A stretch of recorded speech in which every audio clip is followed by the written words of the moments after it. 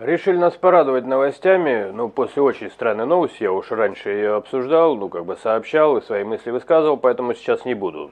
Странно то, что из Столыпинского вагона, я так понимаю, вагона для пересылки заключенных, сбежали 6 заключенных с ножами и в тапочках. Так это звучало, так что давайте сразу уже к финальной новости. То, что их поймали, заключенных сбежавших, Мэш это публикует, из поезда в Чувашии поймали недалеко от поселка Ибреси. Им грозит минимум дополнительные 10 лет за побег.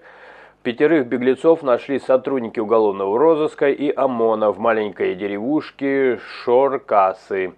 6-го в жилом массиве Черноречка, неподалеку от станции, на которой они сбежали. Правоохранители проверили 13 километров территории вокруг станции.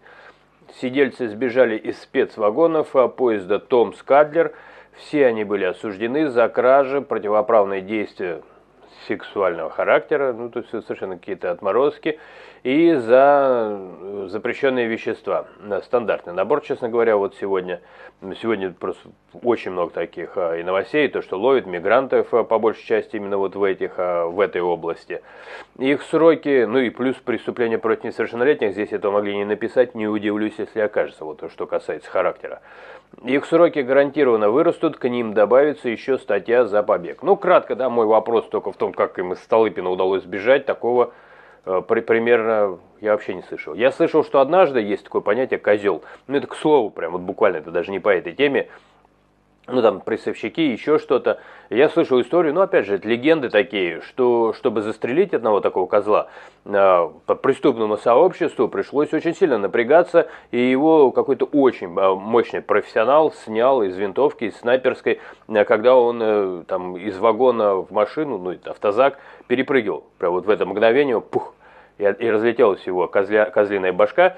Так вот мне рассказывали, но это нехорошо. Любой человек имеет право жить, он это право потерял вместе с башкой, и это, конечно же, неправильно. Он там много каких людей вроде искалечил, вроде не тех людей, которых стоило бы, они были как-то вписаны в криминальную среду. Я ни в коем случае не пропагандирую криминальную среду, я против того, чтобы калечить хоть одних, хоть других.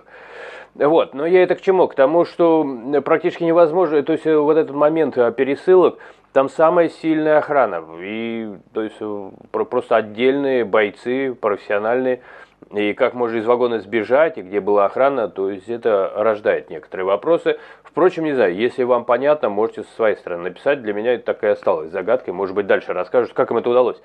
Когда в тюрьме, в СИЗО-1, по-моему, сбегали, то тоже сказали, расскажут, но так и не рассказали. Там 2 решетки надо было преодолеть, чтобы во двор, когда вышли. И, то есть, а как они их преодолели-то? Преодолели-то их как? И так это и зависают такие вопросы, вот как ключевые, на мой взгляд. В общем, зависли так зависли, что что-то сделаешь, не знаю, пишите со своей стороны. Может, вы понимаете, как можно из спецвагона сбежать. Это, просто странно. И еще раз, я просто не помню истории, чтобы из них сбегали. То есть, ладно бы, хоть бы какие-то прецеденты были. То есть, 0. Вот эти первые. Им орден надо дать за то, что они сделали то, что сделать невозможно. Поехали дальше.